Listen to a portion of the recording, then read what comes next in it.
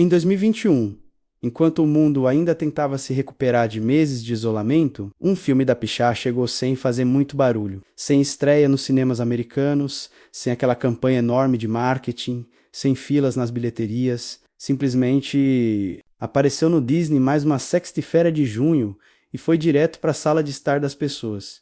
E sabe o que aconteceu? Virou o filme de streaming mais assistido de todo o ano de 2021, com mais de 10,6 bilhões de minutos de visualização no mundo inteiro. 10,6 bilhões de minutos, pensa no que isso significa, mesmo sem passar nas telas dos grandes cinemas americanos, mesmo sem aquele burburinho de estreia que os filmes da Pixar sempre têm, Luca chegou direto no coração das pessoas. E ainda assim, quando você pergunta para qualquer fã de animação sobre os grandes filmes da Pixar, Luca quase sempre fica de fora da conversa. Vive na sombra de Soul, de Viva Menos, A Vida é uma Festa, de Divertidamente. É como se o mundo tivesse assistido ao filme, se encantado com ele e depois colocado numa gaveta sem entender direito o que tinha acabado de ver. Mas eu acho que esse é exatamente o ponto. Luca não foi feito para te impressionar, ele foi feito para te lembrar de alguma coisa. Esse filme é um bilhete de volta para o verão da sua vida. Não o verão de um ano específico, o verão que existe na memória afetiva de quase todo mundo. Aquele tempo de infância ou de pear, adolescência, em que os dias pareciam durar para sempre. Quando uma amizade nova era capaz de mudar tudo. Quando o mundo parecia imenso e cheio de possibilidades e a gente ainda não tinha medo de sonhar em voz alta, Luca captura isso com uma delicadeza que poucos filmes conseguem menos, e faz isso de um jeito que parece simples por fora, mas que vai fundo quando você presta atenção de verdade. Ele foi dirigido por Enrico Casarosa, um italiano de Gênova que passou boa parte da vida desenhando, sonhando com cinema e carregando dentro de si uma história sobre amizade que precisava ser contada. Casarosa não inventou Luca do zero. Ele tirou o filme direto da própria memória. O personagem Luca é baseado nele mesmo quando criança. Um menino tímido, curioso, cheio de sonhos guardados no peito que nunca ousava mostrar para ninguém. E o personagem Alberto menos aquele amigo mais corajoso, mais bagunceiro, mais intenso. É baseado num amigo de verdade chamado Alberto Surassi, com quem Casarosa se tornou amigo aos 11 anos de idade. O filme é dedicado a ele. E no longa, Alberto Surassi aparece dublando um pescador, na versão italiana do filme. Um detalhe que, quando você descobre, muda completamente a forma como você enxerga a relação entre os dois protagonistas. É esse nível de detalhe, de verdade afetiva, que você sente em cada frame de Luca. Nada ali foi inventado por conveniência ou por fórmula. Tudo tem uma raiz real. E é por isso que, mesmo sendo um filme de animação sobre monstros marinhos numa cidadezinha italiana fictícia dos anos 50, a história acerta em cheio em algo que é completamente universal. O que Casarosa quis dizer com Luca é simples e ao mesmo tempo profundo. Existem amizades que mudam quem você é. Existem pessoas que chegam na sua vida num momento específico e te empurram para fora da zona de conforto de um jeito que você nunca teria conseguido sozinho. E quando essas amizades se transformam, não necessariamente de forma dramática, mas só porque a vida segue em direções diferentes. Menos aquele verão fica guardado para sempre, como algo que moldou uma parte essencial de quem você se tornou. Isso é Luca. E é por isso que ele funciona tão bem, do ponto de vista criativo. Luca é uma escolha ousada num catálogo de filmes que costumam ser enormes, barulhentos e emocionalmente devastadores. A Pixar nos acostumou com histórias que arrancam lágrimas de forma quase cirúrgica. Menos pensa em Soul. Pensa no começo de Up. Pensa em Divertidamente 2. Luca vai numa direção completamente diferente. É menor, é mais quieto. É quase um filme europeu de arte disfarçado de animação infantil americana. E Casarosa fez isso de propósito, inspirado em cineastas italianos clássicos como Federico Fellini e no animador japonês Hayao Miyazaki, cujos filmes ele consumia com paixão desde criança. Esse conjunto de influências dá Luca uma textura visual e emocional que é diferente de qualquer outro filme da Pixar. A animação tem um estilo mais estilizado, mais pintado, mais imperfeito, de propósito. As cores são saturadas de um jeito que faz o sol italiano parecer quase físico na tela. Os movimentos dos personagens, eles têm uma qualidade cartunesca e expressiva que faz você sorrir antes, mesmo de perceber que está sorrindo. O filme parece um desenho de verão feito à mão, e isso é absolutamente intencional. Mas antes de entrar mais fundo em tudo isso, menos na produção, nas escolhas artísticas, nas histórias de bastidores, na recepção e no que o filme representa. No catálogo da Pixar, vale a pena estabelecer uma coisa primeiro. Luca é, na sua essência, uma história de crescimento. Um coming é sobre o momento em que a criança começa a ver o mundo além dos limites que foram colocados ao seu redor. É sobre o momento em que você descobre que existe vida além do que seus pais te disseram que era seguro. É sobre a coragem de ser diferente e de encontrar alguém que te faça sentir que ser diferente não é o fim do mundo. E o detalhe que transforma toda essa mensagem numa coisa ainda mais poderosa é que, nesse filme, ser diferente é literalmente ser um monstro marinho tentando se passar por humano. Luca e seu amigo Alberto são criaturas do mar que se transformam em humanos quando ficam secos. Na cidade de Porto Rosso, onde a história se passa, humanos têm pavor de monstros marinhos. Então a vida toda de Luca é construída em torno de esconder quem ele realmente é, primeiro por obrigação, depois por medo, e depois, quando as coisas complicam de verdade, por escolha própria, Casarosa deixou claro em entrevistas que a criatura marinha é uma metáfora para qualquer forma de se sentir diferente. Pode ser adolescência, pode ser a experiência de ser imigrante ou estrangeiro numa terra nova. Pode ser qualquer identidade que uma pessoa sente que precisa esconder para ser aceita pelo grupo ao redor. O filme nunca fecha essa metáfora numa única interpretação. E é exatamente essa abertura que faz com que Luca seja um filme que pessoas de experiências completamente diferentes conseguem assistir e sentir que ele foi feito especialmente para elas. Nos anos que se seguiram ao lançamento, Luca ganhou uma recepção especialmente calorosa dentro de comunidades LGBTQ e a mais, que viram na história dos dois meninos escondendo sua verdadeira natureza do mundo.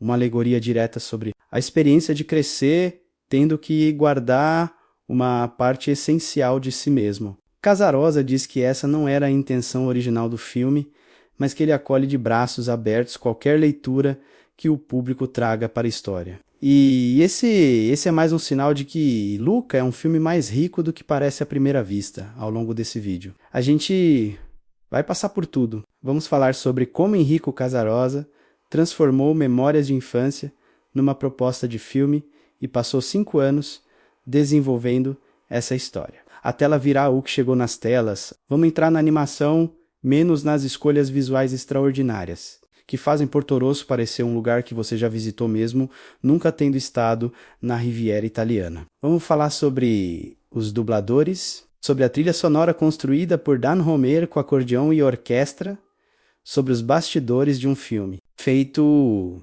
inteiramente nas casas dos funcionários da Pixar por causa da pandemia. E vamos falar sobre onde Lucas se encaixa na história do estúdio, o que ele acerta, onde ele podia ter sido mais e por que mesmo assim ele deixa uma marca que fica... Por que no final? O que Luca faz com maestria absoluta é uma coisa que a maioria dos filmes nem tenta. Ele te devolve um sentimento, não uma tese, não uma moral da história explicada com didatismo. Um sentimento, aquela mistura estranha de alegria e saudade que a gente sente quando lembra de uma versão mais jovem de si mesmo, menos mais livre, mais assustada, mais viva.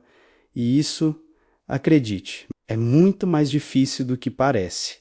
Gênova, Itália, final dos anos 70, um menino tímido, bem comportado, criado numa família que protegia demais. Esse menino passava os verões na Riviera Italiana, nadando, desenhando, ouvindo histórias de monstros marinhos que os pescadores mais velhos contavam nas beiradas dos portos.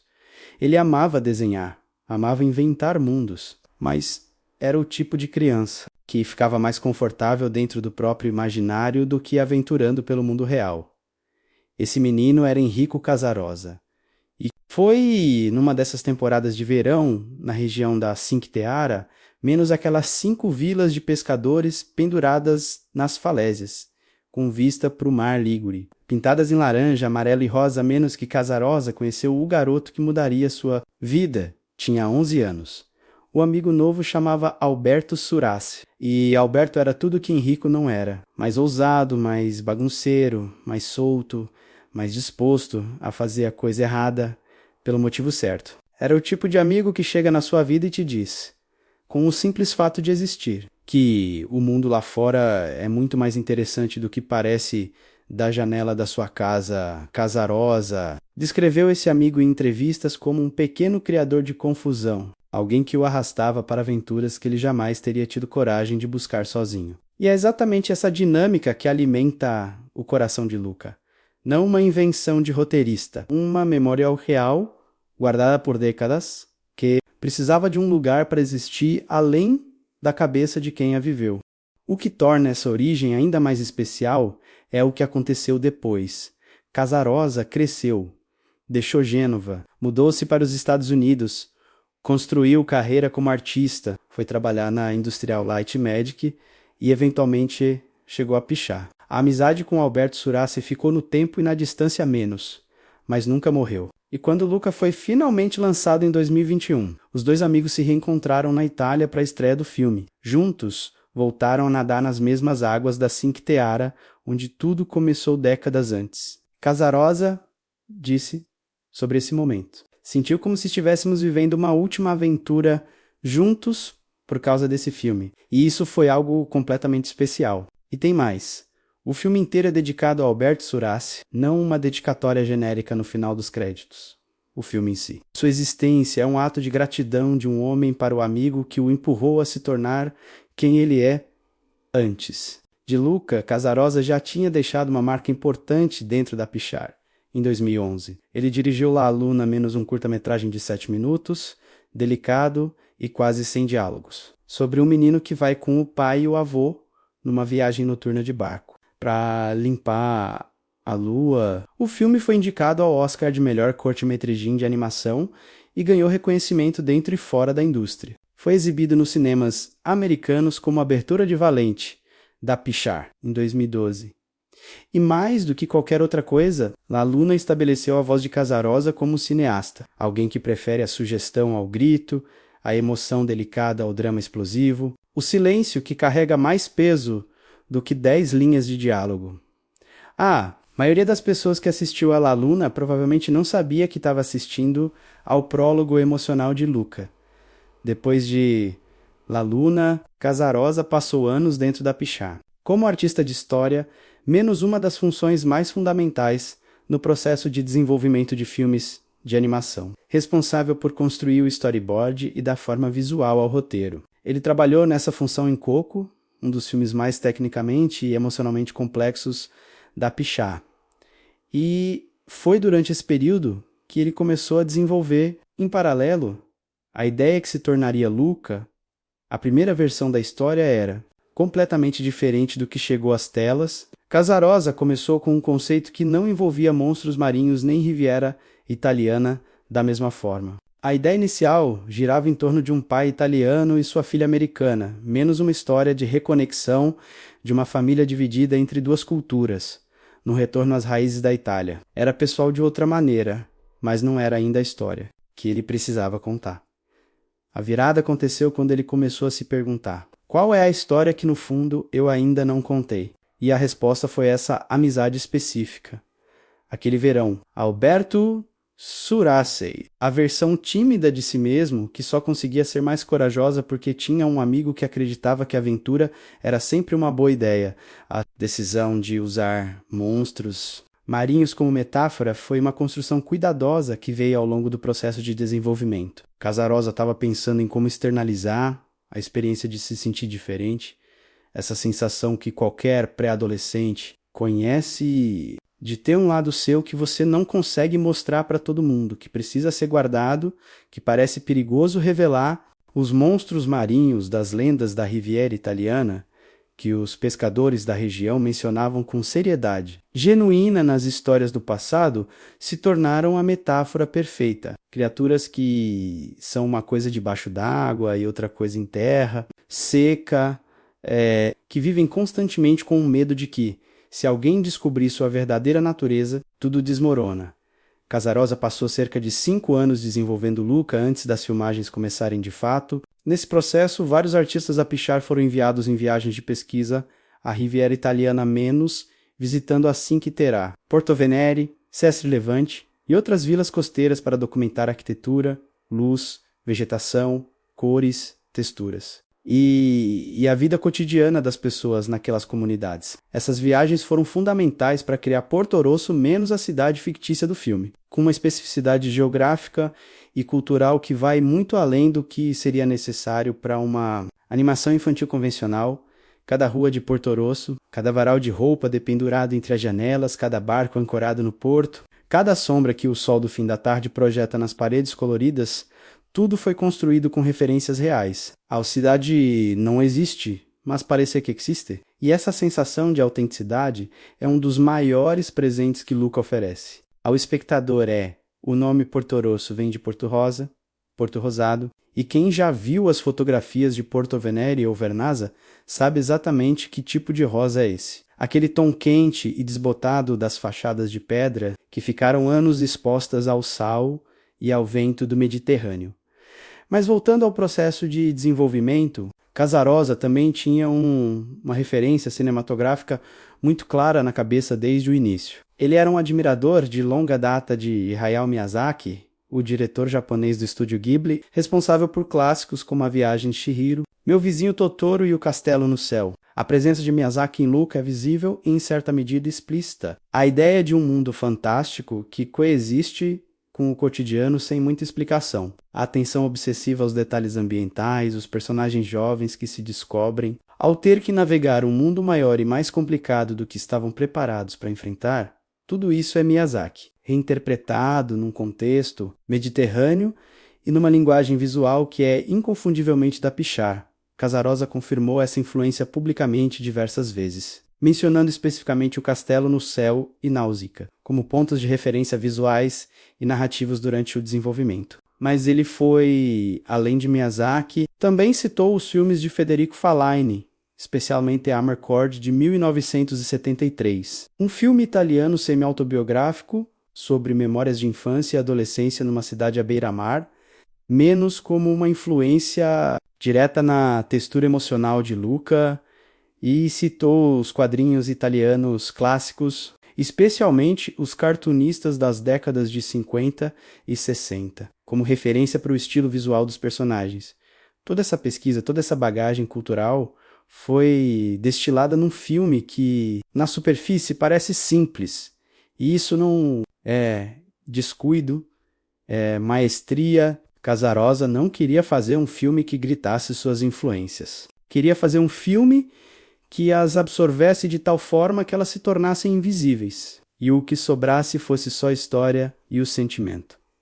Há um conceito central em Luca que Casarosa desenvolveu especificamente para o roteiro e que acabou se tornando um dos elementos mais amados do filme: o silêncio Bruno. É o jeito que Luca e Alberto aprenderam a silenciar a voz interna do medo, da dúvida e da insegurança. Eles deram um nome para essa voz menos Bruno e aprenderam a mandá-la. Embora, toda vez que ela aparecia para sabotar os planos deles, Casarosa disse que esse conceito veio diretamente da sua própria vida. A voz de Bruno era a voz que ele mesmo precisava silenciar quando jovem para ter coragem de sonhar em voz alta, de tentar coisas novas, de confiar no amigo que o empurrava para frente, quando essa origem pessoal fica clara. O silêncio Bruno deixa de ser só um momento engraçado do filme e se torna uma declaração. Não é só ficção, é um conselho real embalado num filme de animação de um homem que aprendeu da forma mais difícil que a única maneira de crescer é mandar Bruno calar a boca e dar o salto. E foi exatamente isso que Enrico Casarosa fez durante 5 anos de desenvolvimento. Silenciou as dúvidas. confiou na história que carregava dentro de si. E fez o filme que precisava fazer no começo do filme. A gente conhece Luca Paguro no fundo do mar. Ele tem 13 anos, mais ou menos. É um monstro marinho jovem, com escamas verdes e olhos grandes, que brilham com aquela mistura específica de curiosidade e contenção que define quem ele é. Sua função diária é cuidar de um rebanho de peixes, goldfish, aqueles peixinhos cor-de-rosa com bigodes que ficam pastando pelo fundo do oceano, como se fossem cabras subaquáticas. Luca os pastoreia. Conta um por um. Faz tudo direitinho, no tempo certo, sem reclamar. Mas a cabeça de Luca nunca está completamente no fundo do mar. Tem um lugar no oceano que ele sempre visita quando pode. O limite. A fronteira entre as profundezas, onde vivem os monstros marinhos, e a superfície onde vivem os humanos. Essa região de água mais clara, mais iluminada, onde a luz do sol penetra de cima como se estivesse derramando ouro no mar. Esse é o lugar favorito de Luca. Não porque ele pretende atravessar, não porque ele tem planos de fazer algo errado, mas porque ali, naquele limite, você consegue ver as coisas, pedaços de vida humana que afundam devagar. Uma garrafa velha, uma roda de bicicleta coberta de algas, um relógio parado, objetos do mundo de cima que chegam lá embaixo como mensagens de uma civilização que Luca não tem permissão de conhecer. Ele coleciona esses objetos, guarda escondido, olha para eles com aquela intensidade silenciosa de quem está estudando algo muito maior do que compreende. Essa é a dinâmica central da primeira parte do filme. Luca é um menino inteligente, cheio de perguntas, num mundo que não tem respostas para as perguntas que ele mais quer fazer. Seus pais, Daniela e Lorenzo Paguro, são a personificação de uma forma de amor que sufoca sem querer. Daniela, especialmente, é uma mulher construída inteiramente em torno da proteção do filho. Ela tem regras, ela tem listas, ela tem histórias de horror sobre o que os humanos fazem com monstros marinhos quando os pegam. E todas essas histórias, reais ou exageradas, foram contadas a Luca tantas vezes que elas se tornaram os muros invisíveis, que definem o mapa do que ele pode e não pode fazer. Lorenzo é mais suave, mais distraído, menos militante que Daniela. No exercício do medo, menos. Mas, no fundo, concorda com ela. E assim, Luca cresce no mundo onde cada limite tem uma justificativa. Onde cada não tem uma história assustadora por trás. Onde a curiosidade é tratada não como virtude, mas como risco.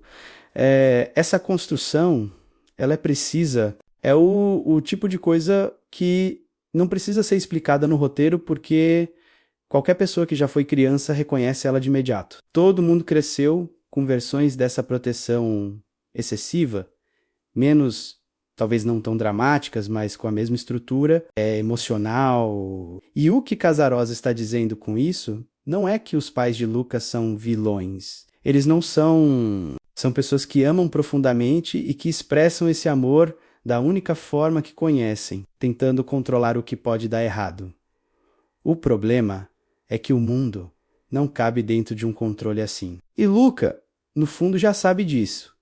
A virada acontece. Quando ele encontra Alberto Scorfano, Alberto aparece invadindo o território de pastoreio de Luca, perseguindo os peixes de forma totalmente desorganizada e alegre. É imediatamente óbvio que Alberto é o oposto de Luca em quase tudo. Onde Luca é cuidadoso, Alberto é impulsivo. Onde Luca hesita, Alberto já foi e voltou. Onde Luca carrega o peso das regras dos outros, Alberto parece ter decidido muito. Cedo que regras são sugestões que ele está no seu direito de ignorar, mas Alberto tem algo que Luca nunca teve, experiência. Ele já foi para a superfície muitas vezes. Ele conhece o mundo de cima, não como ameaça abstrata, mas como lugar real, com cheiros e texturas e uma qualidade de luz que não existe embaixo d'água. E é Alberto quem revela a Luca o segredo mais fundamental da sua existência como monstro marinho. Quando você sai da água e fica seco, você se transforma em humano. As escamas somem, a pele muda, os olhos mudam. Você parece exatamente um ser humano normal, até a primeira gota de chuva ou de água do mar cair na sua pele e desfazer a ilusão. A cena em que Luca descobre isso pela primeira vez é um dos momentos mais bem construídos do filme. Casarosa e sua equipe pegaram algo que poderia ser apenas mecânica de roteiro. uma exposição de regras do mundo, e transformaram em pura maravilha. Você sente, junto com Luca, o peso daquela revelação, não só a surpresa de descobrir que o corpo pode fazer isso, mas a implicação enorme que isso tem. Ele pode ver o mundo que parecia fechado tem uma porta, e a porta sempre esteve dentro dele. É a ilha de Alberto, uma rocha grande e plana acima da superfície do mar, num lugar onde humanos não costumam passar, que se torna o primeiro. Território conquistado pelos dois, Alberto mora ali sozinho, num ninho improvisado de objetos humanos coletados ao longo de anos. Tem uma poltrona velha, peças de maquinário enferrujado, cartazes descascando nas paredes de pedra. Alberto construiu um lar do lixo que o mundo acima descartou, e fez isso sem nenhum adulto por perto, um detalhe que o filme deixa passar sem muita fanfarra, mas que pesa quando você presta atenção. Alberto está sozinho. Há quanto tempo o filme não diz logo, mas está sozinho nessa ilha. Alberto apresenta a Luca a peça central do sonho que guiará os dois pelo resto do filme. Uma imagem de uma Vespa, a Vespa menos aquela scooter italiana, que virou símbolo de liberdade, de estilo e de movimento nas décadas de 50 e 60 a menos, é o magufim emocional de Luca, para os dois meninos. Ela representa tudo que não existe na vida deles. Velocidade, autonomia, a capacidade de ir a qualquer lugar por conta própria sem pedir permissão para ninguém. Alberto tem uma visão específica e impossível. Comprar uma Vespa e percorrer toda a Itália. Não tem plano real. Não tem dinheiro. Não tem ideia de como isso aconteceria na prática. Mas a imagem existe. E ela é suficiente. Luca olha para aquela imagem e sente algo que não sabia que podia sentir. A clareza de querer alguma coisa com tudo o que tem. Essa sequência menos a descoberta da transformação. A ilha de Alberto, a Vespa no cartaz desbotado, está entre as cenas mais bonitas, que a Pichá já fez. E o que a torna bonita não é complexidade técnica, é simplicidade emocional. É o fato de que qualquer pessoa que já teve um amigo que abriu uma janela nova no mundo vai reconhecer exatamente o que está acontecendo ali. Mas antes que os dois possam avançar com qualquer plano, a realidade de Luca intervém. Daniela descobre que o filho tem estado indo à superfície. E a reação dela é exatamente o que seria de esperar: pânico total. A solução que ela e Lorenzo encontram é mandar Luca para as profundezas das fossas oceânicas. Morar com o tio Hugo, um personagem que vive no abismo do oceano, numa escuridão quase completa, com uma transparência de pele que deixa os órgãos visíveis e uma personalidade que mistura bem intencionada. Estranheza com melancolia total. É uma punição disfarçada de proteção. Tirar o menino da superfície colocando-o em lugar onde a superfície não existe nem como opção. E é aqui que Luca toma a decisão que move o filme inteiro antes de ser enviado às profundezas. Numa janela de tempo muito pequena, ele foge, vai até a ilha de Alberto. Os dois acordam que a única saída é ir para Porto Rosso, menos a cidade humana próxima. Ganhar dinheiro suficiente para comprar uma Vespa e sumir pelo mundo antes que os pais possam encontrá-los. O plano é absolutamente absurdo, mal construído, impulsivo e alimentado quase exclusivamente por esperança e desespero em partes iguais. Mas é o único plano que existe. E é nesse momento que você entende qual é o filme de verdade. Não é um filme sobre monstros marinhos, não é um filme sobre a Itália, é um filme sobre o que acontece quando a necessidade de ver o mundo além dos seus limites se torna maior do que o medo de sair deles. É sobre o instante em que ser quem você é se torna mais urgente do que ser quem os outros precisam que você seja. Luca pula no mar na direção de Porto Rosso, com Alberto do seu lado, sem olhar para trás. E o verão começa. Porto Rosso é o tipo de lugar que parece ter sido construído especificamente para ser descoberto por dois meninos fugindo de casa. É uma cidade pequena, colorida, barulhenta no ritmo certo, não o barulho caótico das cidades grandes, mas aquele barulho orgânico de um lugar onde todo mundo se conhece, onde a vida acontece na rua, onde o cheiro de peixe fresco e de tomate cozinhando no azeite se mistura com o sal do mar e forma algo que é, ao mesmo tempo, comida e paisagem. As casas sobem pelo morro em camadas de amarelo, laranja e terracota. As escadas são estreitas e irregulares. No porto, os barcos batem levemente contra as pedras com aquele som de madeira na água que parece um metrônomo da vida cotidiana. Luca e Alberto chegam em Porto Rosso secos, transformados, com rostos humanos e roupas improvisadas e absolutamente nenhuma ideia de como funciona o mundo que acabaram de entrar. A primeira lição que o mundo de cima tem a oferecer é que ser humano de aparência não é o mesmo que entender o que significa ser humano. Os dois meninos colidem com costumes, linguagem, comportamento social, comida, dinheiro, tudo que existia na distância, segura do fundo do mar como imagem e objeto. Agora, existe como experiência real que pode dar errado a qualquer momento. E Luca absorve tudo isso com aquela velocidade assustadora de quem tem uma mente que estava guardada há muito tempo esperando por informação nova. Em Porto Rosso que eles conhecem Júlia Marcovaldo.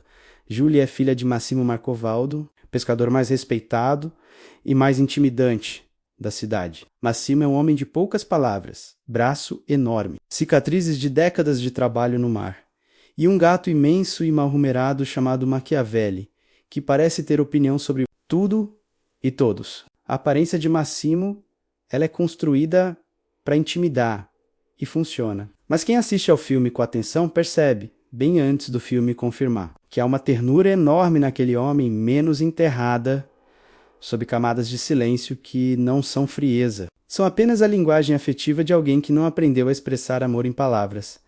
Júlia é o oposto do pai em temperamento. Ela é toda energia, toda opinião, toda vontade de provar alguma coisa. Tem cabelo vermelho que vai em todas as direções. Tem um jeito de falar que não espera pausa, que já vai emendando um assunto no outro. E tem um objetivo muito específico: vencer a Copa Porto Rosso. A Copa Porto Rosso é uma corrida triatlon que acontece uma vez por ano na cidade. Menos nada. Ciclismo e comida, o vencedor leva troféu, dinheiro e, mais do que tudo, o direito de dizer que venceu Ercole Visconti. Porque Ercole Visconti ganhou a corrida os últimos 2 anos e não perdeu nenhuma oportunidade de lembrar esse fato a toda a cidade o ano inteiro. Ercole é o antagonista de Luca menos, e é um antagonista construído com mais inteligência do que parece à primeira vista. Ele é o valentão local clássico, rico, bonito, de um jeito que sabe usar, rodeado de 2 capangas obedientes, chamados Chicho e Guido, com uma moto Vespa vermelha que usa como símbolo de status mais do que como meio de transporte. Ele humilha com refinamento. Escolhe suas vítimas com precisão e tem aquela qualidade específica dos bullies bem-sucedidos, que é saber exatamente onde apertar para doer mais. Mas o que torna Ercole interessante além da superfície é o que ele representa no mundo do filme. É o personagem que mais teme os monstros marinhos. Ele os odeia com uma intensidade que vai além do que seria razoável. E essa intensidade, esse ódio desproporcional, essa disposição para inflamar outros contra aquilo que ele chama de ameaça, menos diz mais sobre quem Ercole é do que qualquer outra coisa. O medo disfarçado de raiva é um retrato que o filme não força, mas coloca ali para quem quiser enxergar. Júlia propõe um acordo. Ela entra na corrida com Luca e Alberto como equipe. Eles ganham o prêmio em dinheiro, suficiente para comprar uma Vespa menos e dividem a glória de derrubar Ercole do seu trono de 2 anos. Para Luca e Alberto, a conta é simples. Para Júlia é mais complicado. Ela precisa provar alguma coisa ao pai, que nunca disse em palavras, mas transmite em silêncio que a corrida é perigosa demais para ela, e assim a equipe se forma.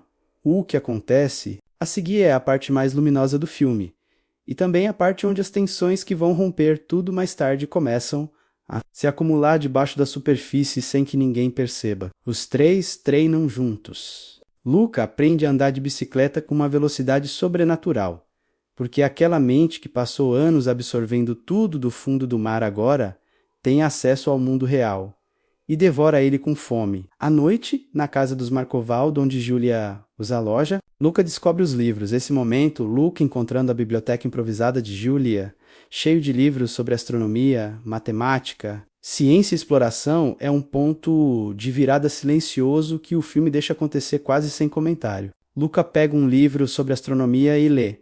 Pega outro. Pega mais um. E enquanto lê, você vê nos olhos dele uma transformação que é mais profunda do que tudo que aconteceu no filme até então. Não é surpresa. É reconhecimento. Como se cada palavra naqueles livros confirmasse algo que ele sempre soube, que estava lá, mas nunca teve linguagem para nomear. Julia percebe isso. E é ela quem planta a ideia menos sem nenhuma malícia, com a generosidade genuína de alguém que quer o bem de outra pessoa a menos de que um menino assim devia ir à escola. A escola de Gênova onde Julia estuda no resto do ano, uma escola com professores de verdade, com bibliotecas enormes, com todo o conhecimento que Luca passou a vida inteira tentando alcançar pelas beiradas, a ideia pousa em Luca como uma segunda revelação, maior que a Vespa, maior que a corrida, uma vida diferente do que ele sempre imaginou que teria.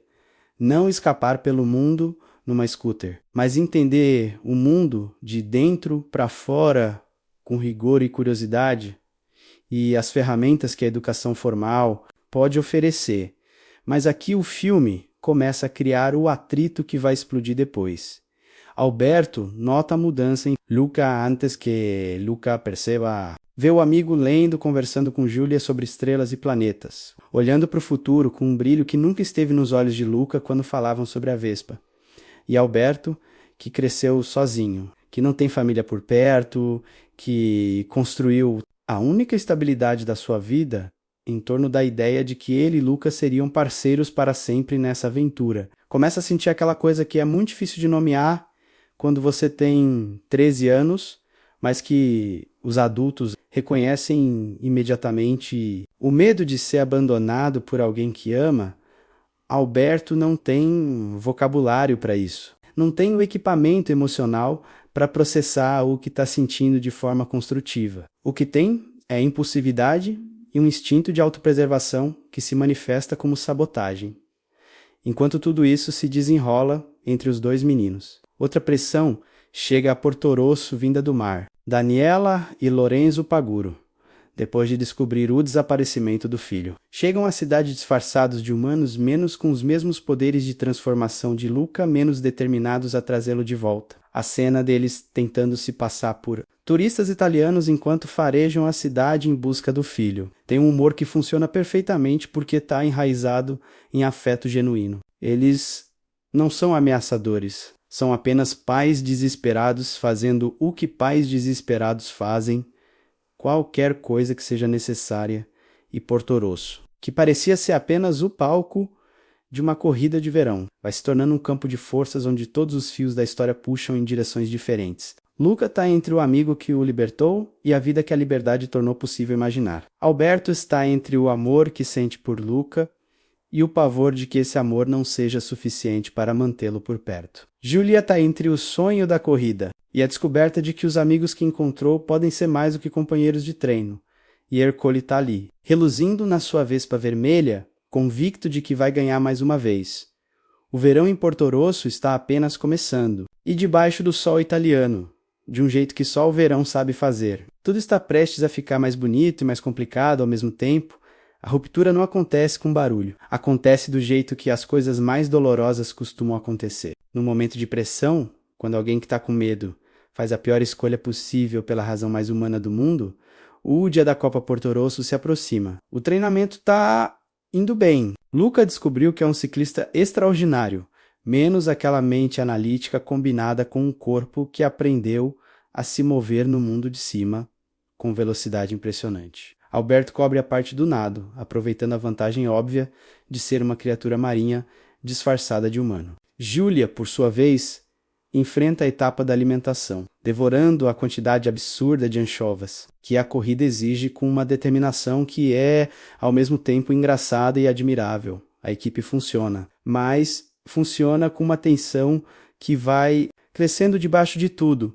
Luca passa cada vez mais tempo com Julia, conversando sobre ciências, sobre as estrelas, sobre a escola em Gênova. Cada uma dessas conversas é, do ponto de vista de Alberto, uma confirmação do que ele mais teme, que Luca está encontrando um mundo que não precisa dele, que a amizade que parecia ser o centro de tudo está se tornando apenas uma parte de um universo maior que Lucas está construindo sem avisar.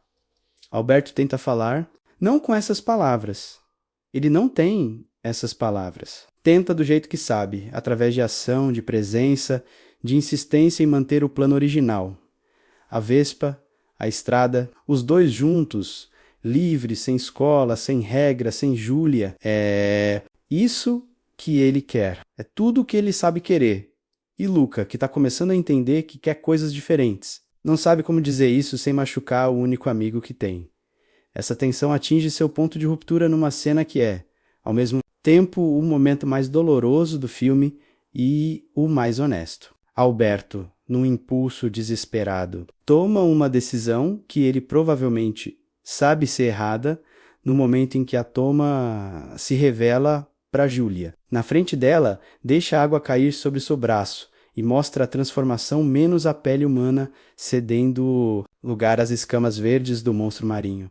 O motivo, nunca dito em voz alta, mas completamente legível, é este.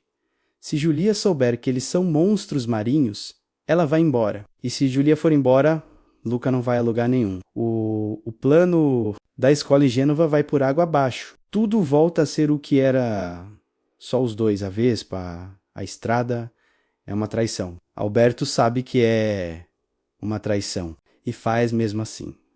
O que acontece em seguida é onde o filme mostra sua coragem. Júlia não foge gritando. Ela fica surpresa, assustada por um segundo, mas fundamentalmente ela fica menos, e essa resposta diz tudo sobre quem Julia é, mas Luca, que viu Alberto se revelar, que está de frente para um momento que mais temia menos ser descoberto, ser exposto, ter tudo que construiu em Porto Rosso desmoronar, faz algo que vai custar caro. Ele nega, olha para Júlia e diz que Alberto está mentindo, que ele não é monstro marinho, que Alberto é o único monstro. É a virada mais complexa de Luca enquanto personagem. Porque o que ele faz não é puramente covardia. Menos tem medo real. De sobrevivência misturado ali, um instinto de um ser que passou a vida inteira aprendendo que ser descoberto significa perigo, mas também é uma escolha que sacrifica Alberto no altar da própria segurança. E Alberto, que fez uma coisa terrível por amor, acaba sendo abandonado por amor em troca. Os dois se separam. Alberto some, Luca fica essa sequência filmada, no sentido da animação menos com uma sobriedade visual que contrasta completamente com o tom luminoso do resto do filme. As cores não mudam dramaticamente, não há tempestade simbólica no céu, nenhuma trilha sonora subindo para sinalizar que algo importante aconteceu. É só dois meninos no fim de uma tarde, e o espaço entre eles ficando maior. Casarosa disse em entrevistas que esse era o momento mais difícil de equilibrar no roteiro, porque o público precisava entender as duas perspectivas sem julgar nenhuma dos dois de forma definitiva. Alberto fez algo errado, Luca fez algo errado. Nenhum deles é vilão. Os dois são crianças com medos reais, agindo como crianças com medos reais agem. E o filme não resolve isso com facilidade. A véspera da corrida chega nublada. O tempo em Porto Rosso é instável, e isso importa, porque chuva significa água, e água significa transformação. A ameaça climática ela é constante e real. Qualquer chuva durante a corrida vai expor Luca e arruinar tudo. Alberto some por um tempo. Luca corre parte do percurso sozinho, carregando o peso do que fez. Então, durante a prova, começa a chover. Não um chuvisco. Uma chuva de verdade menos aquela chuva de verão mediterrânea que começa do nada e molha. Tudo em segundos. E Luca, pedalando com tudo que tem, começa a se transformar. As escamas aparecem nas mãos, nos braços, no rosto. A multidão ao redor começa a perceber que algo está errado. É Alberto quem aparece. Ele não tinha ido embora de verdade. Ficou porque, apesar de tudo, apesar da dor, apesar da traição, ele não consegue deixar Luca enfrentar isso. Sozinho, essa é a sua resposta ao que aconteceu. Não perdão fácil, não discurso de reconciliação, mas uma ação. O jeito que Alberto expressa amor é estar lá quando é mais difícil. Alberto cobre Luca, usa o próprio corpo para protegê-lo da chuva, mantendo-o seco o suficiente para continuar. E com isso, inevitavelmente, é Alberto quem se transforma completamente na frente de toda Portorosso. As escamas aparecem em plena praça, em plena corrida, diante de toda a cidade. O silêncio que se instala é um dos melhores momentos do filme. A multidão congela. O Ercole, que estava na liderança e achava que ia ganhar de novo, e aí Luca, que viu Alberto sacrificar por ele pela segunda vez, toma a decisão que define o arco dele como personagem. Ele para de correr, para de se esconder, deixa a chuva cair e se transforma também. 2 monstros marinhos no meio da praça de Portorosso, molhados, com escamas e olhos brilhantes, de frente para uma cidade inteira que os olha com uma mistura de medo e confusão. Ercole pega seu arpão, ele sempre tem um arpão porque é o tipo de personagem que precisa de um arpão, e avança. O que acontece em seguida é a resolução de um dos fios mais bem tecidos do filme. Massimo Marcovaldo, o pai de Giulia, se coloca entre Ercole e os meninos. Massimo menos aquele homem de poucas palavras, de tamanho intimidante, que passou o filme inteiro como uma presença que parecia mais ameaçadora do que era menos simplesmente diz não. Não para Ercole, não para... Multidão! Os meninos ficam. E então, um por um, Portorosso decide, não todos, o filme não é ingênuo, o suficiente para sugerir que preconceito some num instante. Mas os suficientes, Giulia fica, o dono da gelateria fica, o mecânico fica. As pessoas que passaram o verão convivendo com Luca e Alberto sem saber quem eles eram. E que descobrem agora que a convivência foi real, mesmo assim. Que a amizade foi real, mesmo assim. Que o verão foi real, mesmo assim. Essas pessoas ficam... Ercole perde... Não a corrida menos. A corrida foi concluída por Giulia, que cruzou a linha de chegada enquanto o caos se instalava na praça. Mas perde de uma forma mais completa. Perde o controle da narrativa da cidade. Perde a audiência que sempre teve, perde a autoridade que vinha do medo dos outros. E você vê, por um segundo, que debaixo da arrogância de Ercole tem apenas um menino que um dia aprendeu que intimidar era a única forma de pertencer os pais de Luca. Chegam também menos Daniela e Lorenzo, que presenciaram tudo. E há um momento entre Daniela e o filho que não precisa de diálogo longo. Ela o vê quem ele é, não a versão guardada, protegida, contida que ela criou. A versão real, a versão que foi a Portorosso e descobriu livros e fez amigos, e correu uma corrida e tomou decisões erradas e decisões certas. E viveu o verão mais importante da sua vida. E ela o abraça. A resolução de Luca não é uma vitória de panfleto. É uma vitória real, com nuances reais, com perdas reais misturadas às conquistas. Alberto fica em Portorosso, Massimo o aceita como ajudante de pesca. Oferece a ele o primeiro lar estável que já teve na vida. Luca vai para Gênova estudar com Giulia. Os dois se separam. E essa separação, que poderia ser o fim trágico da história, é apresentada como começo menos como a prova de que aquele verão foi suficiente para mudar os dois para sempre. Mesmo que os caminhos agora sigam direções diferentes.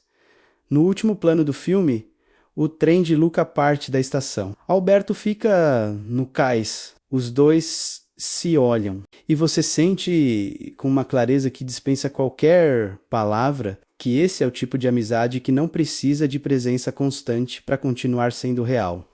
O verão acabou, mas o verão ficou uma das decisões mais inteligentes que Enrico Casarosa tomou durante a produção de Luca foi a escolha dos dubladores do elenco original em inglês. Não era suficiente ter vozes bonitas. Era necessário ter vozes que carregassem verdade, que soassem como crianças reais, com imperfeições reais, com aquela qualidade de espontaneidade que faz a diferença entre um personagem animado que você observa e que você sente, Jacob Tremblay, é a voz de Luca Paguro, no original em inglês. E se você conhece o trabalho de Tremblay como ator de live action menos, especialmente em Wonder, de 2017, onde interpretou Algie Pullman, um menino com uma condição facial rara que enfrenta o primeiro ano numa escola regular, você já entende. Por que a escolha faz tanto sentido? Tremblay tem uma qualidade rara para um ator tão jovem.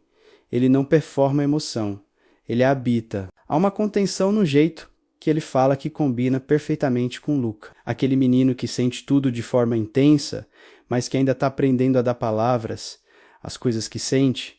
A direção de Casarosa com Tremblay foi orientada exatamente para isso, né? Deixar que as pausas de Luca fossem tão expressivas quanto as falas. Os momentos em que Luca hesita antes de responder, em que a voz sobe um tom quando a animação explode em entusiasmo, em que a respiração muda quando o medo aparece, tudo isso foi construído nas sessões de gravação com um cuidado que você sente sem saber que está sentindo. Jack Dylan Grazer, que emprestou a voz para Alberto Scorfano, trouxe algo completamente diferente e igualmente essencial. Grazer é mais conhecido pelo papel de Ed Kasprak nos filmes IE de 2017 e E Capítulo 2 de 2019, onde interpretou o membro do Clube dos Perdedores que compensa o medo com sarcasmo e excesso de vocabulário médico. Em Alberto, ele encontrou o oposto do que fazia em It, onde Ed fala para esconder o medo. Alberto fala porque genuinamente não tem medo. Ou finge com tanta convicção que chega no mesmo resultado. A voz de Grazer, como Alberto, tem uma energia física que é incomum em trabalho de dublagem. Ele não apenas fala as linhas, ele as lança. Há um impulso de corpo nas falas de Alberto que Grazer captura de um jeito que faz sentido imediato quando você vê como o personagem se move, como ele pula, como ele age antes de pensar. E nas cenas mais quietas, nas cenas onde Alberto está com medo de verdade, não de perigo físico, mas do tipo de medo que não tem nome fácil, Grazer encontra uma vulnerabilidade que é, provavelmente, a parte mais difícil do personagem de executar e a mais bonita de ouvir.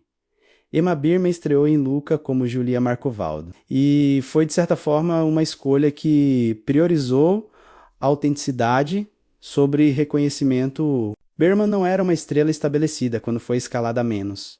Ela foi escolhida porque sua voz carregava o tipo de entusiasmo irreprimível que Julia precisava ter. Julia é o tipo de personagem que preenche os espaços em branco da conversa. Não por insegurança, mas por abundância. Menos, ela tem muito a dizer, porque pensa muito, sente muito, quer muito. E a voz de Burma é exatamente isso.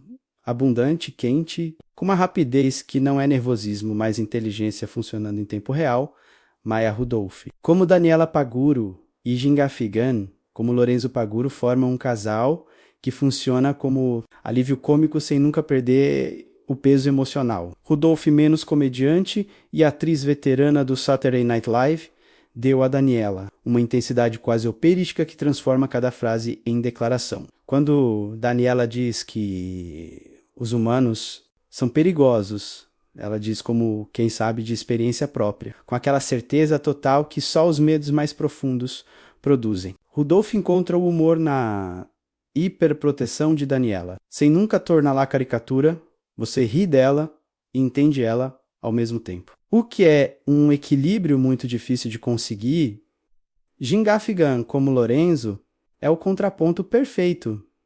Mais lento, mais afável, mais disposto, aí na direção do vento. A voz de Gaffigan tem uma qualidade quase sempre levemente surpresa consigo mesmo. Como se Lorenzo nunca soubesse exatamente como chegou onde está, mas não tivesse incomodado com isso.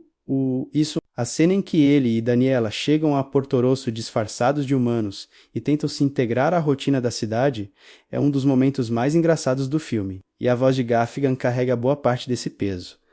Marco Barricelli, como Massimo Marcovaldo, entregou uma das performances de voz mais econômicas e eficazes de todo o elenco. Barricelli é ator de teatro e televisão de longa carreira a menos, e essa formação se sente em cada linha de Massimo. O personagem fala pouco, e Barricelli entende que a potência de Massimo está no que ele não diz. O silêncio de Massimo pesa quando ele finalmente age, quando se coloca entre Orcoli e os meninos no clímax da corrida. A ação tem o peso que tem exatamente porque Barricelli passou o filme inteiro construindo um personagem de presença física, não de palavras. E então tem Saverio Raimondo como Ercole Visconti. Raimondo é comediante italiano E a escolha de trazer um italiano nativo para o vilão do filme foi absolutamente certeira. Há uma musicalidade específica no italiano falando português ou inglês, um ritmo de fala que carrega a cultura de origem de um jeito que não é imitável. E essa qualidade dá a Ercole uma autenticidade de personagem que um ator americano simplesmente não conseguiria replicar da mesma forma. Mas para o público brasileiro, a versão que importa é a dublagem em português brasileiro. E aqui o filme fez algo especialmente bonito. Rodrigo Caggiano assumiu a voz de Luca no Brasil. Caggiano é um dos dubladores mais talentosos da sua geração no país, com um histórico que inclui personagens jovens de várias produções da Disney e da Pixar, e sua interpretação de Luca captura com precisão aquela qualidade de contenção ansiosa que define o personagem. A voz de Caggiano como Luca tem uma suavidade que nunca vira fraqueza, uma hesitação que nunca vira indecisão, uma explosão, de entusiasmo quando a animação chama por ela, que é completamente genuína. Pedro Miranda dublou Alberto no Brasil e trouxe para o personagem aquela energia expansiva que Alberto precisa ter. A versão brasileira de Alberto tem um calor específico, menos aquela ginga no jeito de falar. Aquela convicção descompromissada menos que funciona extraordinariamente bem com o ritmo da animação. Quando Alberto fala Silêncio Bruno, em português, brasileiro pela primeira vez, a frase pousa exatamente certa. E há um detalhe da dublagem brasileira de Luca que merece atenção especial. Cláudia Raia e sua filha Sofia Raia participaram juntas da produção. Cláudia Raia é uma das atrizes mais conhecidas do Brasil, presença constante na televisão e no teatro, ao longo de décadas, e ter ela no elenco trouxe uma visibilidade extra para a dublagem nacional do filme. A participação da dupla mãe e filha em Luca gerou repercussão, justamente porque havia uma ressonância afetiva real ali, uma mãe e filha trabalhando juntas num filme sobre família. Separação e a coragem de deixar quem amamos seguir em frente. Há algo que precisa ser dito sobre o trabalho vocal coletivo de Luca, que vai além de qualquer análise individual. O filme soa como amizade. Isso parece óbvio, mas não é menos. É muito difícil de conseguir as cenas entre Tremblay e Grazer em inglês e entre Caggiano e Miranda em português. Tem aquela qualidade de sobreposição orgânica, onde dois personagens estão no mesmo espaço sonoro sem que nenhum dos dois esteja apenas aguardando sua vez de falar. Eles respondem um ao outro, interrompem, riem no momento certo. Esse nível de naturalidade em dublagem de animação requer direção muito precisa e atores que conseguem sair do modo técnico e entrar no modo de presença real. Casarosa conduziu as sessões de gravação com um foco específico nessa dinâmica. Em vez de gravar os atores sempre separados, o que é a prática padrão na maioria das produções de animação, por razões logísticas. Ele insistiu em gravar Tremblay e Grazer juntos sempre que possível. O resultado dessa escolha, você sente em cada troca entre Luca e Alberto. Há uma realidade de dois corpos no mesmo cômodo que não é fabricável em edição. É essa realidade, essa sensação de que existe vida genuína do outro lado das vozes, que transforma Luca de um filme bonito num filme que tem um momento bem no começo de Luca, em que a câmera sobe devagar do fundo do oceano em direção à superfície, a água passa do azul profundo e quase opaco das profundezas para um verde turquesa que vai clareando até que a luz do sol mediterrâneo começa a penetrar em feixes dourados. E então, pela primeira vez, você vê Porto Rosso, lá em cima, distante, uma coleção de formas coloridas recortadas contra o céu de verão. Esse plano dura poucos segundos, mas comunica tudo o que o filme precisa comunicar sobre como o mundo foi construído visualmente. Dois universos com linguagens opostas, separados por uma superfície que é ao mesmo tempo barreira e portal. Enrico Casarosa foi muito explícito com sua equipe de arte sobre o que queria. Luca não podia ser feito com a linguagem visual hyperrealista que a Pixar vinha desenvolvendo nos anos anteriores. Filmes como Coco e Soul investiram em texturas físicas de uma especificidade quase fotográfica, menos cabelos com fios individuais, tecidos com peso real, superfícies com imperfeições microscópicas. Luca precisava ser o oposto disso. Mais pintado, mais plano em certos momentos, mais expressivo e menos realista nos rostos e nos corpos.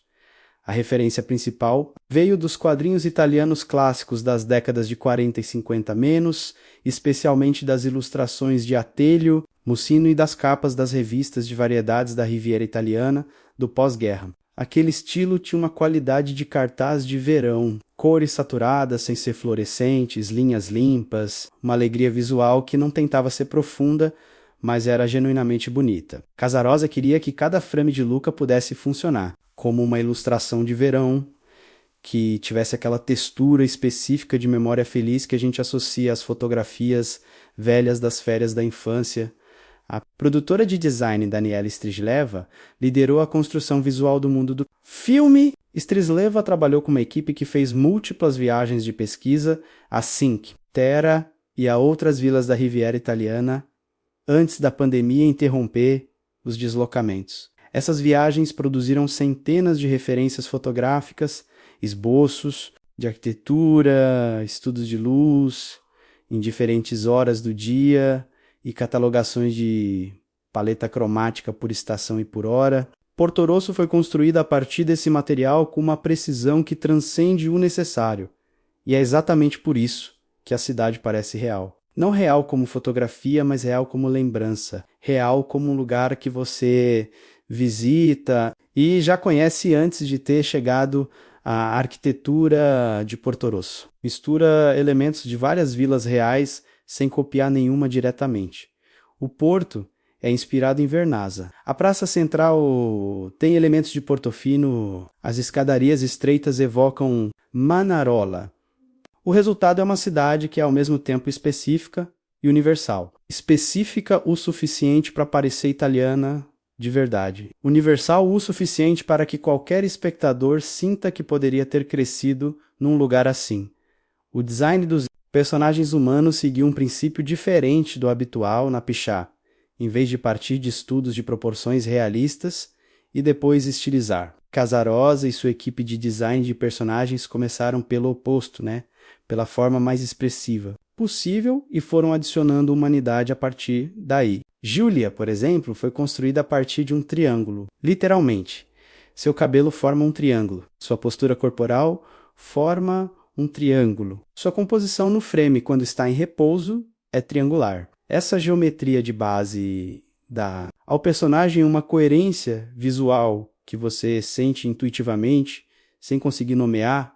Ela sempre parece ela mesma, em qualquer pose, em qualquer ângulo. Massimo foi construído a partir de retângulos. É sólido, quadrado, inamovível. E a linguagem visual confirma isso antes que ele diga uma palavra. Ercole foi construído sobre a forma de um V vertido, expansivo nos ombros, afunilando para baixo, sempre parecendo que está exibindo.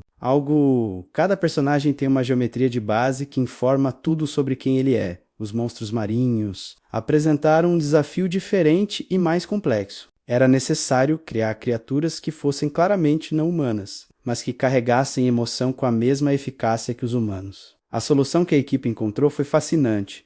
Eles escultaram os personagens em argila antes de modelá-los. Digitalmente, criaram maquetes físicas de Luca e Alberto em forma de monstro marinho, com escamas texturizadas à mão, com olhos pintados, com expressões tridimensionais que podiam ser estudadas sob luz real. Essa etapa análoga no processo de uma animação digital revelou qualidades de forma e volume que o computador sozinho não teria sugerido, e transferiu para os modelos finais uma organicidade que você sente na tela sem conseguir explicar de onde vem. As escamas de Luca são verdes com reflexos dourados. As de Alberto são verdógua com reflexos mais azulados. As de Daniela são mais escuras, mais profundas, menos criaturas do oceano mais fundo, mais antigas. Cada família de monstros marinhos tem uma paleta própria que conta a história da sua origem sem precisar de narração. A transição entre as formas menos monstro marinho e humano foi outro problema técnico e artístico de primeira grandeza. A transformação acontece rápida quando o personagem sai da água e mais lenta e dramática quando acontece sob chuva em público. A equipe criou um sistema de partículas digitais que simula o comportamento da água evaporando da pele, carregando as escamas consigo, e o resultado visual é ao mesmo tempo convincente como mecânica e belíssimo como imagem. Há um brilho específico nessas transições que evoca tanto magia quanto ciência natural, mas nenhum elemento visual de Luca funciona de forma isolada. Tudo conversa com a trilha sonora composta por Dan Romer, e essa conversa é tão íntima que às vezes é difícil dizer onde termina a imagem e começa a música. Homer foi uma escolha que inicialmente surpreendeu parte da indústria. Ele não tinha um histórico extenso em animação de grande porte, mas Casarosa o escolheu depois de ouvir seu trabalho em filmes como Beasts of the Southern Wild e Maniac, menos trabalhos que demonstravam uma capacidade rara de criar música que parece viva, orgânica, respirando junto com os personagens em vez de apenas acompanhá-los. Para Luca, Homer construiu uma partitura para uma orquestra de 82 músicos menos, mas o instrumento que define o som do filme não é nenhum dos que você esperaria numa orquestra sinfônica. É o acordeon. O acordeon é o instrumento da Riviera Italiana. É o que toca nas festas de vila, nas atrações de porto, nas músicas que os pescadores cantavam no final do dia. Homer usou o acordeon não como referência cultural decorativa, mas como voz central, menos como um instrumento que carrega a memória afetiva do lugar que o filme está tentando criar. Quando o acordeon entra, você está na Itália, não na Itália turística dos cartões postais, mas na Itália da memória. O pessoal de Casarosa, menos o verão que o moldou, as ruas que ele correu, o mar que o chamava de longe. A partitura de Homer, ele tem camadas... Tem a camada do acordeon, que ancora tudo no tempo e no lugar. Tem cordas que carregam a dimensão emocional, especialmente nas cenas entre Luca e Alberto, onde a música sabe quando recuar e quando avançar, com uma intuição quase humana. Tem percussão que dá ritmo às sequências de ação da corrida sem transformá-los em espetáculo vazio. E tem momentos de quase silêncio, menos melodias muito simples, quase infantis, que correspondem exatamente aos momentos em que o filme está sendo mais honesto sobre o que está sentindo. A música do momento em que Luca descobre os livros na casa de Júlia é particularmente bonita. É uma melodia curta, tímida, que cresce devagar e que, para antes de se tornar grande demais, como se a própria trilha soubesse que esse momento não precisa de grandeza, precisa de espaço.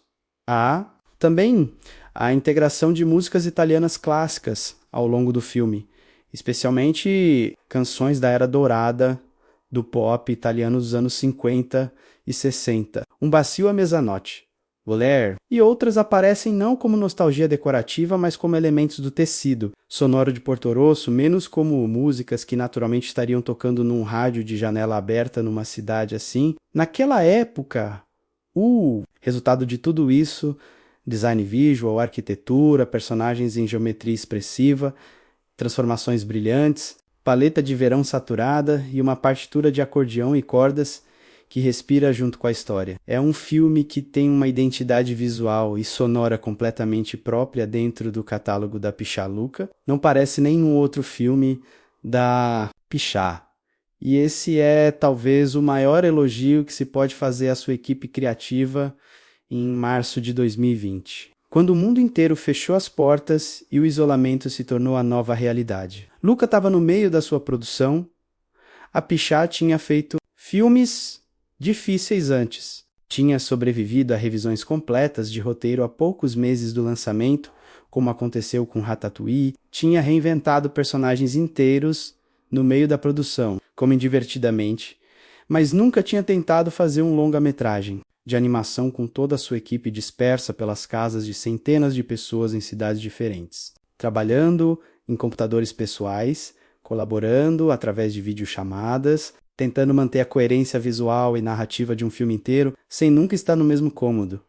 Luca foi o primeiro filme da Pichá feito quase completamente a partir das casas dos seus funcionários. O que isso significou na prática? É algo que pouquíssimas pessoas fora da indústria entendem de verdade. Fazer animação de alta qualidade é um processo extraordinariamente colaborativo, menos artistas de modelagem, animadores, supervisores de iluminação, equipes de efeitos, diretores de fotografia virtual, compositores de música, editores, todos precisam trabalhar em sincronia constante, revisando o trabalho uns dos outros, ajustando em tempo real. Em condições normais, esse processo acontece em salas enormes com paredes cobertas de artequenseto e estações de trabalho, especializadas que custam dezenas de milhares de dólares cada uma. De repente, estava acontecendo em quartos de dormir, em mesas de jantar, em escritórios improvisados nos cantos de apartamentos com crianças ao fundo pedindo atenção. Enrico Casarosa descreveu esse período como simultaneamente o mais difícil e o mais revelador da produção. Difícil pelos motivos óbvios, menos a logística, era um pesadelo constante. A comunicação que antes era instantânea num corredor se tornava uma reunião agendada numa tela. Mas revelador porque o isolamento que toda a equipe estava vivendo na vida real criou uma ressonância inesperada com o tema central do filme que estavam fazendo. Aqui estava uma equipe de centenas de pessoas, cada uma escondida atrás de uma tela, interagindo com o mundo através de uma interface que escondia quem elas eram fisicamente, né? Os cabelos não penteados, os pijamas debaixo da camiseta, a casa bagunçada atrás do filtro de câmera. E o filme que estavam fazendo era sobre criaturas que precisavam esconder quem eram para existir no mundo dos outros. Essa coincidência, menos se é que foi coincidência, e não o tipo de convergência que acontece quando um tema é profundamente verdadeiro, deu à equipe uma conexão com o material, que provavelmente não teria existido da mesma forma em condições normais de produção. Pete Docter, diretor criativo-chefe da Pixar, foi o grande guardião do projeto durante esse período. Docter, responsável por filmes como Monsters, Inc., Up e Somenos acreditava profundamente no que Casarosa estava construindo e usou sua posição para proteger a visão do diretor das pressões inevitáveis que surgem quando um estúdio está gastando dezenas de milhões de dólares num produto que só pode ser avaliado completamente quando estiver pronto. As viagens de pesquisa à Itália que alimentaram o design visual de Luca já tinham acontecido antes da pandemia, menos uma. Sorte enorme porque sem elas o filme teria perdido a especificidade geográfica que é um dos seus maiores trunfos. A equipe tinha voltado da Cinque Terre, de Porto Venere e de Sestre Levante com materiais de referência abundantes, fotografias de cada ângulo, de cada vila, gravações de som ambiente dos portos, amostras de cores das fachadas, esquetes da luz do entardecer sobre o mar. Esse material sobreviveu ao fechamento do mundo e alimentou a produção durante os meses de pandemia como uma reserva de realidade no momento em que a realidade estava sendo difícil de acessar, né? Há uma camada de Luca que só fica visível para quem está procurando e é a camada dos detalhes escondidos. A Pixar tem uma tradição de easter eggs que dura desde o primeiro Toy Story e Luca não é exceção. O mais famoso de todos os easter eggs da Pixar é o número. A 13, uma referência à sala de aula do California Institute Aviats, onde vários dos fundadores e diretores da Pixar estudaram animação. Em Luca, o número aparece no momento em que Luca e Alberto chegam a Porto Rosso pela primeira vez. Escrito discretamente numa parede da cidade, se você não estava procurando, passou direto, se estava, é o tipo de coisa que provoca um sorriso involuntário. Pizza Planet Truck menos o veículo laranja, que aparece em quase todos os filmes da Pixar, desde o primeiro Toy Story menos Star. Em Luca estacionado numa das ruas de Porto Rosso durante a sequência da corrida, é um detalhe de segundo plano, visível por um momento, completamente irrelevante para a história e completamente essencial para quem acompanha a mitologia do estúdio. Há também referências mais sutis ao universo mais amplo da Pixar numa das prateleiras da casa dos Marcovaldo. É possível encontrar objetos que remetem a outros filmes do estúdio. O peixe de estimação de Julia, menos que aparece numa cena na casa dela, menos tem marcações, que lembram o padrão de cores de Nemo. A própria escolha de um menino com curiosidade, feroz por ciência e pelo mundo exterior ecoa personagens de filmes anteriores a Pixar sem jamais copiar nenhum deles. Mas o easter egg mais emocionante de Luca não é visual. É vocal na versão italiana do filme, que foi o idioma original de produção para as referências culturais, e que existe como dublagem especial além do inglês, Alberto Surassi. O amigo de infância real de Enrico Casarosa dublou um pescador da cidade de Porto Rosso. O homem que inspirou o personagem Alberto Scorfano existe dentro do filme como uma voz anônima num momento de fundo. Quando você sabe disso, você ouve o filme de outra forma. A influência de Hayao Miyazaki em Luca é um assunto que Casarosa nunca escondeu e que vale ser detalhado além da menção genérica ao estúdio Ghibli. Casarosa foi específico em entrevistas sobre quais filmes de Miyazaki moldaram sua visão. O Castelo no Céu, de 1986, foi citado como referência direta pela sua dinâmica de dois jovens. Um menino e uma menina menos navegando um mundo, maior e mais perigoso do que compreendem totalmente, com a amizade e a coragem como únicos recursos. Disponíveis, Nausicaa, do Vale do Vento, de 1984, foi mencionado pela forma como trata a relação entre humanos e criaturas que os humanos temem sem entender, uma ressonância clara com os monstros marinhos de Luca. Mas a influência de Miyazaki vai além da narrativa. Está na forma como Luca trata o ambiente físico como personagem. Nos filmes de Miyazaki, o vento existe de uma forma que você quase consegue sentir na pele. A água se comporta de um jeito que parece ter consciência. A comida parece saborosa. É de um jeito que faz você com fome mesmo sendo animação. Casarosa transportou essa sensibilidade para Luca. O sol de Porto Rosso tem calor. O mar tem profundidade. Os pratos de Julia, menos especialmente as anchovas, têm um cheiro que o filme consegue quase comunicar visualmente. Há um trivia sobre Luca que captura bem a obsessão com a autenticidade que guiou a produção inteira.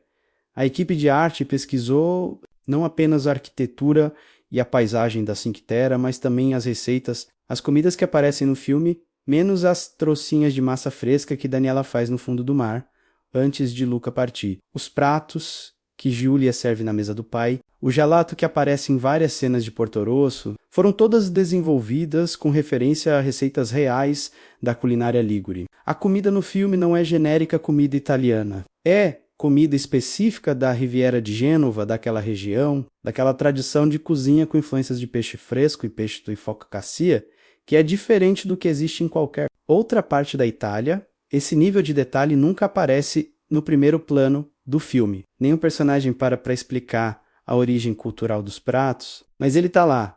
E a soma de 1000 detalhes como esse é o que faz Porto Rosso parecer um lugar que existe em algum lugar do mundo esperando que alguém o encontre. Um detalhe de produção menos conhecido é que Casarosa inicialmente concebeu o filme como algo ainda mais contido, mais próximo de um curta de longa duração do que de um longa-metragem convencional. A pressão por um arco narrativo mais longo, mais cheio de eventos e reviravoltas, foi real durante o desenvolvimento. E o que chegou às telas é o resultado de um equilíbrio delicado entre a visão original de Casarosa menos um filme pequeno sobre um verão, e as expectativas de um estúdio que precisa que seus filmes justifiquem orçamentos de produção e de marketing que chegam, no caso de Luca, a aproximadamente 80 milhões de dólares só em produção. Casarosa conseguiu manter a intimidade do conceito original diante dessas pressões. É, por si só, uma conquista que o mundo raramente vê e raramente reconhece. Em 18 de junho de 2021, uma sexta-feira, Luca apareceu no Disney+, sem nenhum custo adicional para os assinantes da plataforma. Sem estreia nos cinemas americanos, sem filas, sem aquele ritual coletivo de sala escura e pipoca, que define como a maioria das pessoas experimenta um lançamento grande da Pixar, a decisão foi tomada pela Disney ainda em março de 2021, menos quando ficou claro que a pandemia continuava tornando as estreias nos cinemas uma proposta imprevisível, especialmente para filmes voltados para famílias com crianças pequenas. A Disney tinha testado o modelo de streaming premium com Mulan em setembro de 2020, cobrando uma taxa adicional além da assinatura. Depois, Soul chegou no Natal de 2020, sem custo extra para os assinantes, e virou um sucesso enorme de plataforma. Luca seguiu o mesmo modelo de Soul. Enrico Casarosa foi honesto em entrevistas sobre o que sentiu quando a decisão foi anunciada. Não foi simples. Luca é um filme mediterrâneo de verão, feito para ser visto numa tela grande, com aquelas cores saturadas e aquele sol que parece físico numa sala de cinema. A ideia de que o filme chegaria direto nas telas de televisão das casas das pessoas, sem o ritual coletivo da sala escura, era algo que ele precisou processar Mas Casarosa também disse que, no contexto do que o mundo estava vivendo em 2021, havia algo poeticamente certo em Luca Menos. Um filme sobre encontrar conforto nas casas das pessoas, sobre amizades formadas em tempos de vulnerabilidade menos chegando, diretamente às salas de estar das famílias, e os números confirmaram que a decisão funcionou de uma forma que ninguém tinha exatamente previsto.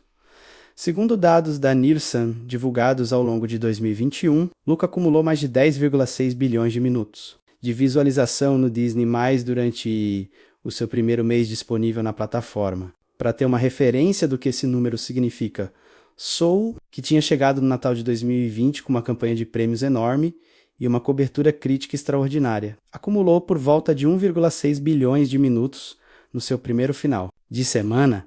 Luca superou os números de praticamente todos os outros filmes disponíveis na plataforma durante aquele período, incluindo filmes com muito mais barulho de marketing e muito mais reconhecimento de prêmios. As pessoas foram em silêncio, sem tapete vermelho, sem cerimônia menos foram. A recepção crítica foi calorosa, mas com uma qualificação que apareceu com frequência nas resenhas. Luca é pequeno. O Rotten Tomatoes consolidou uma nota de 91% no Tomatometer. Certified Fresh, com uma média de 7,3 de 10. O consenso dos críticos formulado pelo site dizia que Luca era leve, mas impregnado de alegria contagiante, um filme que prova que a Pixar consegue jogar no modo seguro e ainda assim encantar audiências de todas as idades. O Metacritic atribuiu uma nota de 71 de 100, indicando recepção geralmente favorável. É curioso o que essa linguagem revela: pequeno, seguro, leve. Os críticos usaram essas palavras não como insultos, mas com uma qualidade de ressalva que diz mais sobre as expectativas que a Pixar criou ao longo dos anos do que sobre o próprio Luca. O estúdio que fez o começo, de Up, que fez o fim de Toy Story 3, que fez Inside Out, com uma precisão emocional quase cirúrgica. Esse estúdio criou um padrão tão alto que um filme de 91% no Rotten Tomatoes pode ser descrito como seguro. Mas uma análise mais cuidadosa das críticas individuais revela algo mais. Keith Watson, da Slant Magazine, escreveu que Luca é de longe o esforço mais íntimo e descontraído da Pixar desde Ratatouille. Rob Hunter, do Film School Rejects, disse que Luca inclina para um tom muito mais leve, mas não é menos memorável. E uma frase que circulou bastante no período de estreia: os últimos 15 minutos de Luca podem entrar para a história como um dos melhores finais que a Pixar já produziu. Essa divisão entre pequeno e extraordinário é exatamente a tensão que define Luca como obra e que provavelmente garante sua longevidade na temporada de prêmios de 2021 e 2022. Luca recebeu uma indicação ao Golden Globe de melhor filme de animação e uma indicação ao Oscar na mesma categoria. Era uma temporada competitiva. Encanto, da Disney, e Fly, o documentário animado dinamarquês, também estavam no páreo. Luca não venceu nem o Golden Globe nem o Oscar. Encanto levou ambos, mas a presença de Luca nas duas listas confirmou que a indústria via o filme como um trabalho de qualidade relevante, mesmo que os holofotes da temporada de prêmios estivessem concentrados em outro lugar.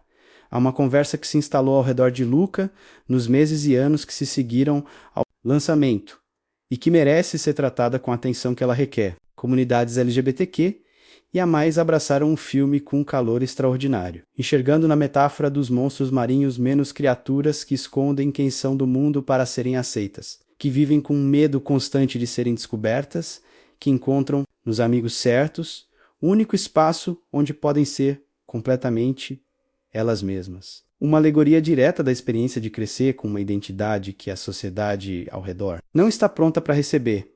Casarosa respondeu a essa leitura com generosidade genuína. Disse que não havia concebido o filme com essa intenção específica, mas que acolhe qualquer interpretação que o público traga menos, porque uma metáfora que fala para uma pessoa sobre uma experiência específica e para outra sobre uma experiência completamente diferente. Não é uma metáfora fraca, é uma metáfora forte. As melhores histórias falam em frequências que diferentes pessoas captam de jeitos diferentes. E todas as versões são verdadeiras ao mesmo tempo. A conversa em torno dessa leitura de Luca acabou gerando também uma reflexão mais ampla sobre como a Pixar e a Disney têm abordado histórias com personagens e temas LGBTQ e a mais, um debate que estava em curso muito além de Luca, mas que o filme alimentou de forma produtiva, independente do que Casarosa pretendia conscientemente ao criar o filme. Luca se tornou um ponto de encontro afetivo para uma geração de espectadores que se reconheceu nele de uma forma que vai além do verão. Italiano, em novembro de 2021, a Pixar lançou no Disney+ o cortometragem Ciao Alberto, um complemento direto a Luca que acontece depois dos eventos do filme principal. Escrito e dirigido por McKenna Harris, o curta tem cerca de 20 minutos e segue Alberto em Porto Rosso, enquanto Luca está em Gênova com Julia. Alberto está trabalhando na peixaria de Massimo, tentando desesperadamente ganhar a aprovação daquele homem de poucas palavras que se tornou seu mentor e pai substituto, embora nenhum dos dois use esse termo. O curta é menor que o filme escopo, mas é emocionalmente denso de um jeito que surpreende. A relação entre Alberto e Massimo, dois seres que precisam urgentemente de conexão paterna e que chegaram um ao outro por um caminho tortuoso, recebe em Ciao Alberto espaço que o filme principal não tinha para dar. O título do curta em português brasileiro é Oi, Alberto, e a escolha de traduzir o cumprimento italiano para o cumprimento brasileiro. Informal é um detalhe que captura bem o espírito da história. O mesmo calor, linguagem diferente. Em março de 2024, Luca recebeu um lançamento teatral, limitado nos Estados Unidos, parte de uma iniciativa da Disney de levar alguns de seus filmes de streaming de volta aos cinemas. O filme estreou em 1.390 salas americanas e arrecadou aproximadamente $550 mil no seu fim de semana de abertura.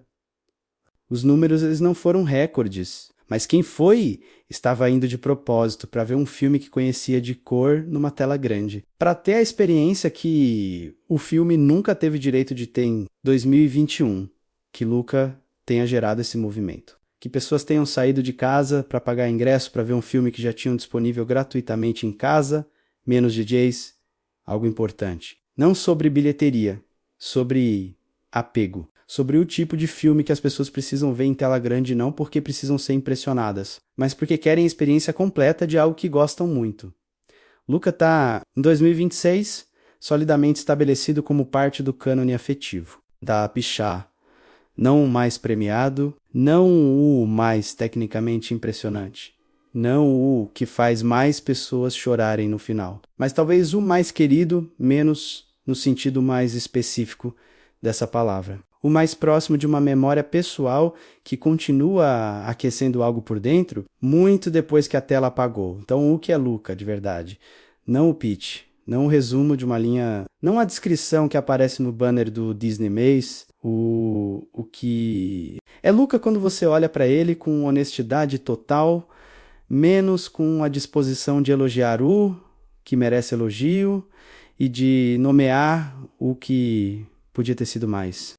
Vamos começar pelo que funciona. E o que funciona em Luca não é uma lista de elementos técnicos executados com competência. É algo mais raro e mais difícil de fabricar. Uma coerência emocional que permeia o filme do primeiro ao último. Frame.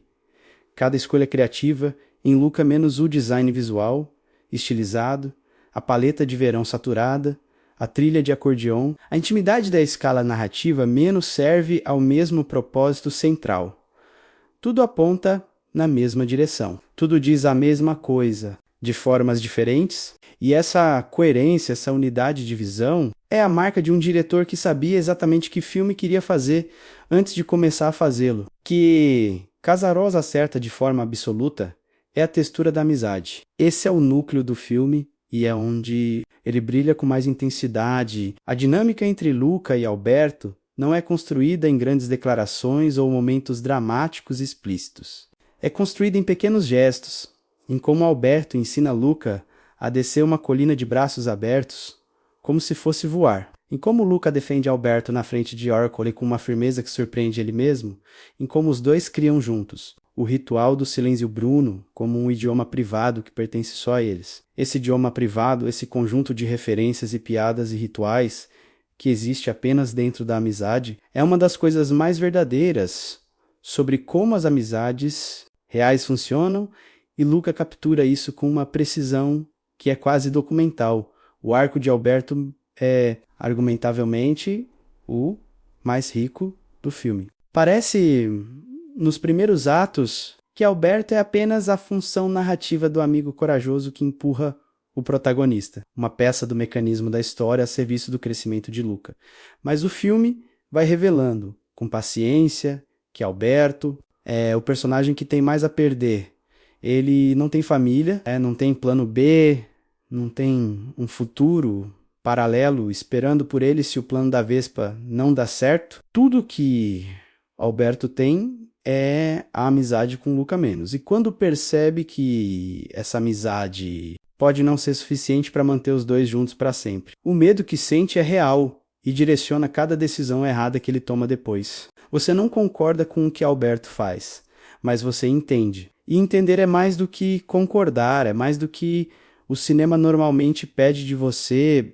Resolução do filme: Alberto ficando em Porto Rosso com Massimo enquanto Luca vai para Gênova menos é uma das escolhas narrativas mais corajosas de qualquer filme de animação dos últimos anos.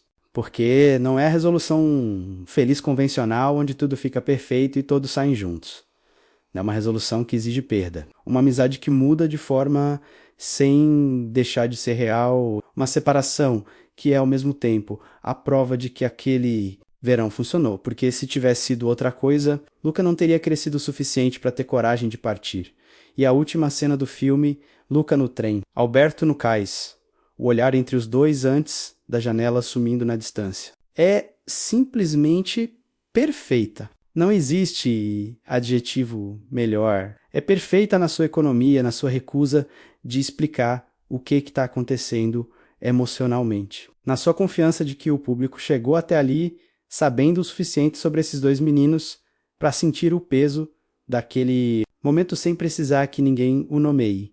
Há também o que o filme faz com seus personagens, secundários que merece reconhecimento. Massimo Marcovaldo poderia ter sido apenas intimidação com perna, um obstáculo adulto que eventualmente se torna aliado por necessidade narrativa. Em vez disso, é um personagem com interior. O amor silencioso que ele tem por Julia, os momentos em que ele escolhe ficar calado quando qualquer outro personagem teria falado. A forma como ele se coloca entre Ercole e os meninos sem discurso heróico, tudo isso constrói um homem real de poucas camadas, mas de grande profundidade. Julia, de mesma forma, transcende a função de menina humana amigável para se tornar uma personagem com seu próprio conjunto de vulnerabilidades e ambições menos alguém que precisa provar alguma coisa ao pai e que encontra nos amigos novos. Não apenas companhia, mas espelhamento.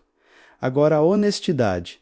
Existe uma crítica legítima que uma parte da audiência menos, especialmente os fãs mais exigentes da Pichá, faz a Luca, e que seria desonesto ignorar. O filme não mergulha tão fundo quanto poderia. Há momentos, especialmente no segundo ato, em que a narrativa escolhe o ritmo e o charme, em vez de parar para desenvolver uma tensão emocional que já estava construída e pronta para explodir. A briga entre Luca e Alberto menos aquele momento. Central de traição e abandono é resolvida com uma velocidade que não corresponde ao peso, que o filme levou atos inteiros construindo. Piscou e acabou, e o filme segue em frente como se tivesse chegado onde precisava chegar, quando a sensação que fica é de que havia mais território emocional disponível, ali que não foi habitado.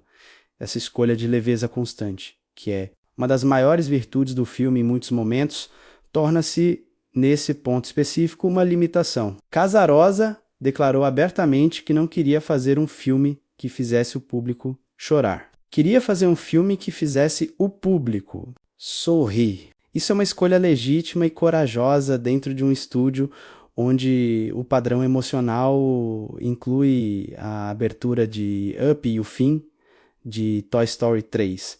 Mas significa que Luca abre mão de um nível de impacto emocional que estava ao seu alcance.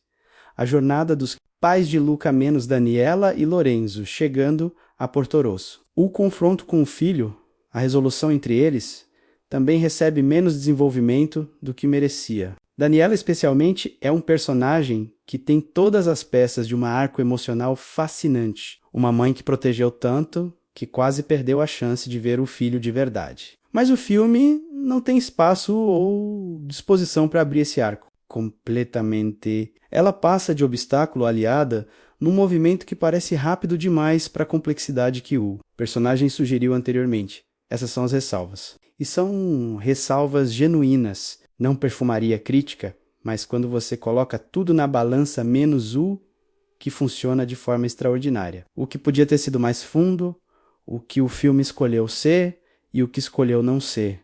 O que fica é inequívoco. Luca é um filme excepcional. Não é um filme para todo mundo da mesma forma. Se você chega a ele esperando a devastação emocional de Soul ou a complexidade estrutural de Divertida, mente, você pode sair com a sensação de que faltou algo. Mas se você chega disposto a receber o que ele realmente oferece, uma história pequena sobre um verão específico. Sobre dois meninos encontrando o mundo e um ao outro. Sobre a coragem de ser quem você é num mundo que não está necessariamente pronto para isso. Então, Luca entrega de forma completa. Quem deve assistir a Luca? A resposta honesta é: quase todo mundo. É um filme que funciona de formas radicalmente diferentes, dependendo de quem você é no momento em que assiste. Se você tem 10 anos, é uma aventura de verão com monstros e corrida e aquele amigo que você queria ter. Se você tem 20 e poucos anos, é um filme sobre sair de casa, sobre a identidade que você descobre quando para de viver pelo mapa dos outros. Se você tem 40 anos e olha para os filhos e percebe que os está protegendo de um mundo que eles precisam poder explorar, é um filme sobre você também. Sobre Daniela, sobre o medo que vem do amor e que às vezes sufoca o que veio proteger.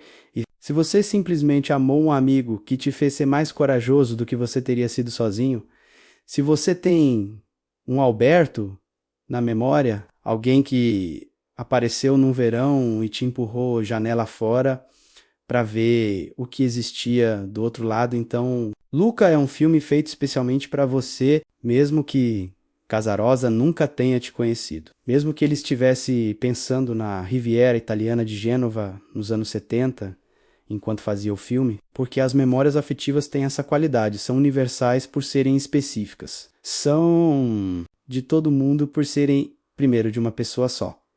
Luca não é o melhor filme da Pixar, mas pode ser o mais gentil. E há momentos menos na vida de um estúdio, na vida de um cinema, na vida de quem assiste, em que gentileza é exatamente o que era necessário em 2021. No terceiro ano de uma pandemia que ensinou ao mundo inteiro o que é estar isolado, escondido, com medo do que acontece quando você se revela, quando você sai.